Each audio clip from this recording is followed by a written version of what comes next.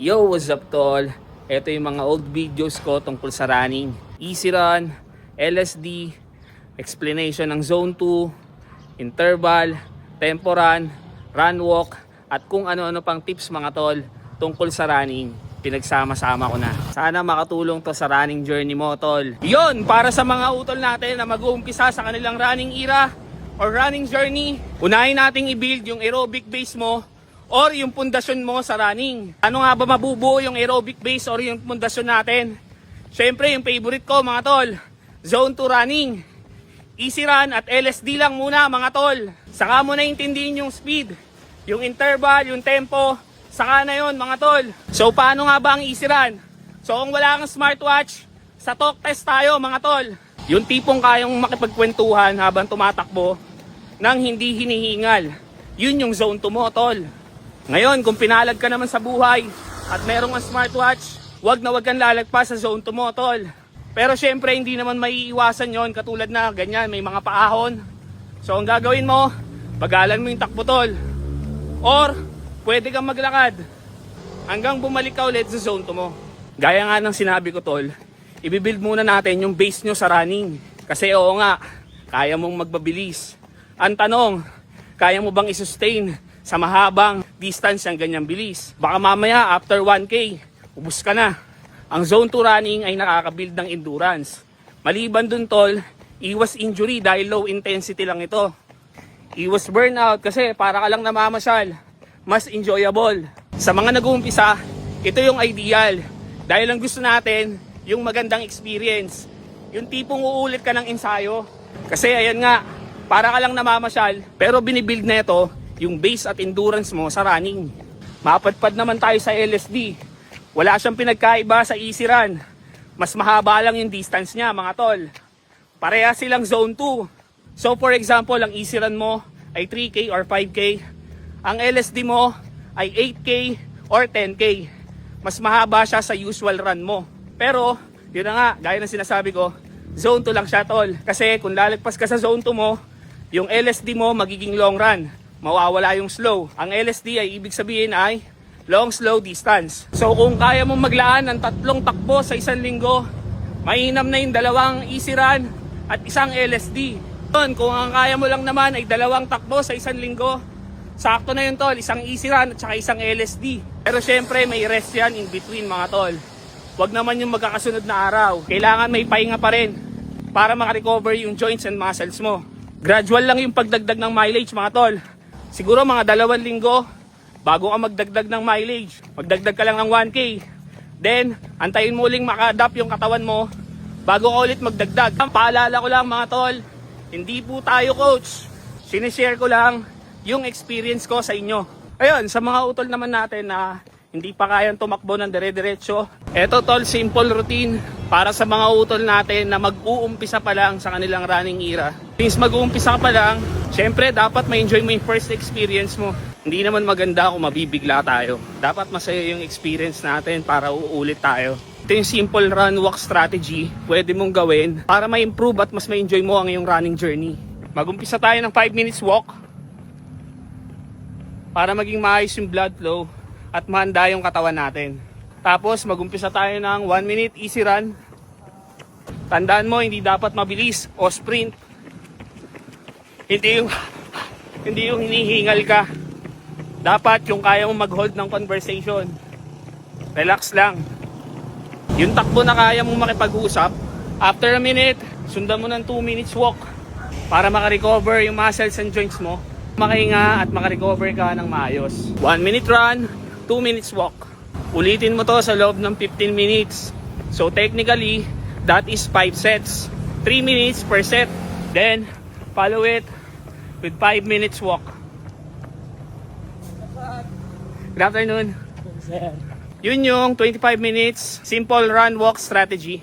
Next week, pwede mong dagdagan yung takbo mo. From 1 minute, gawin mong 130.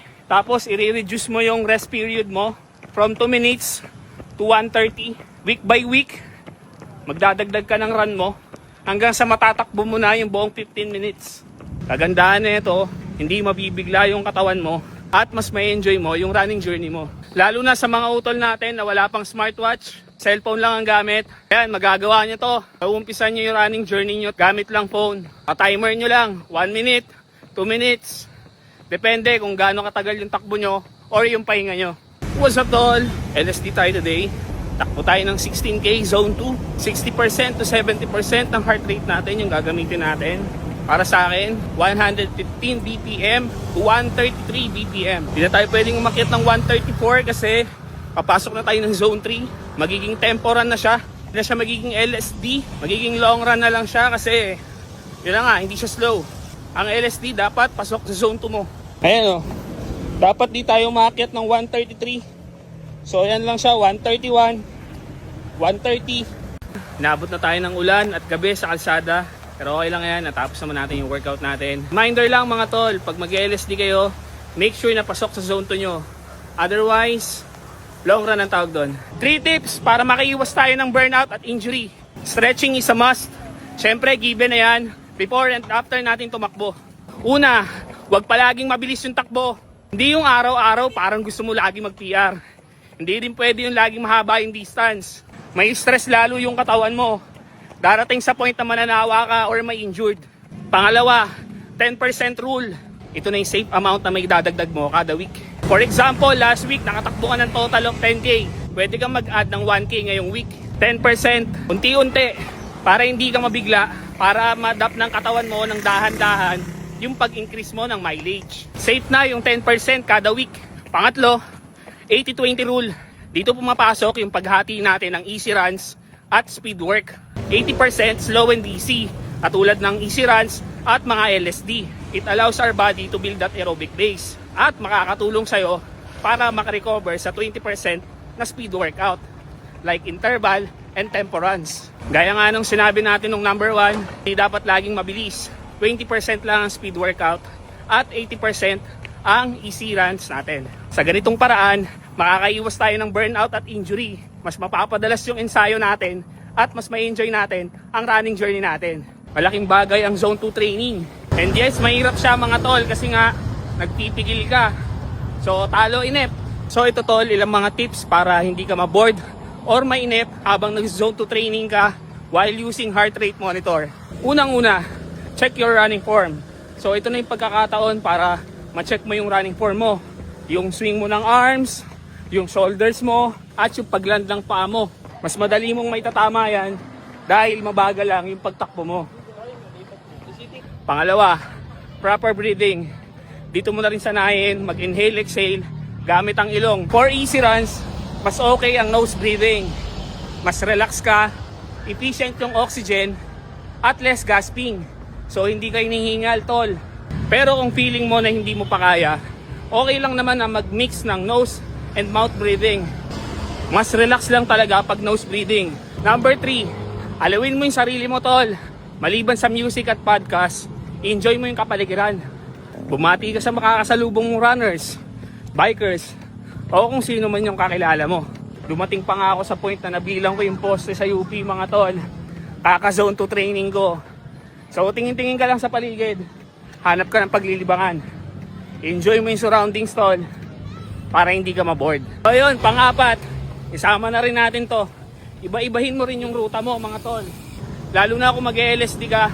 So maliban sa health benefits na makukuha natin dito, Zone 2 training teaches me to be more patient mga tol. Mas kalmado tayo. Mas nakilala ko yung sarili ko dito mga tol. Madami din ako nasolusyonan na problema while doing Zone 2 training. Mas nakakapag-isip-isip ako para ako nakakapag-meditate. Yung iba, ilalagay ko sa comment section katulad nung recovery run. Importante pa naman yon mga tol. Kung may iba ka pang tanong, lagay mo lang sa comment section. At kung nalilito ko pa rin, balikan mo lang tong video na to. Okay? Peace out.